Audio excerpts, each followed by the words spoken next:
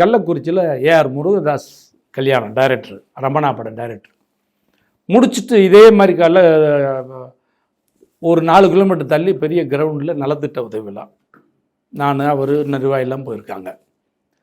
பெரிய கூட்டம். அந்த விஜயகாந்த் ரசிகர்கள் எப்படின்னா, மற்றவங்க பேசும்போது விசில் அடித்து இது பண்ணிக்கிட்டு இருப்பான்.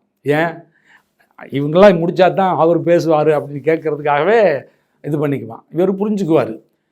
அந்த கள்ளக்குறிச்சி மீட்டிங்கில் அதிகமான ஆர்ப்பாட்டம் வந்ததுமே எந்திரிச்சு அண்ணன் லியாக்கத் அலி கான் பேசுவார்னு உட்காந்துட்டார். நான் என்ன பண்ணேன், அந்த மீட்டிங்கில் கொஞ்சம் கொளுத்தி போட்டேன் ஒரு மேட்ரு. திருப்பி இவர் வந்தார் இல்லையா, நான் கோடு போட்டேன். அந்த டாபிக் எடுத்து அவர் ரோடு போட்டார். பெரிய பரபரப்பாகி போச்சு. பார்த்தா விஜயகாந்த் மன்ற கொடியை வெட்டுறாங்க, மன்றத்தை உடைக்கிறானுங்க பாமகக்காரவங்க.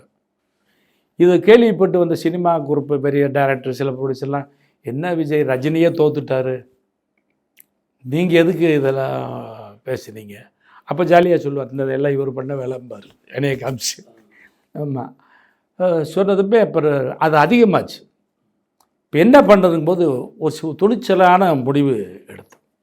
அவங்க ஒரு கொடி வெட்டுறாங்களா, நீ 2 கொடி வெட்டு. அவன் ஒரு ஆஃபீஸை உடைக்கிறான், நீ 2 ஆஃபீஸ் உட. மண்டலத்துக்காரன் சார், ஏன்னா பாதிக்கப்படுறான் பசங்க. செஞ்சான் சார். 2000 பேர் ஜெயிலுக்கு போனான் சார். அதே மாதிரி செஞ்சான். அங்கே தான் ரஜினி தோத்துட்டார், விஜயகாந்த் ஜெயிச்சாருங்கிற அந்த பிம்பம் அங்கே தான் உருவாச்சு. அப்போ விஜயகாந்தை இந்த பர்டிகுலராக வட மாவட்டங்களையெல்லாம் அசைக்க முடியாதுங்கிற அதுவும் நிறுவனமாச்சு.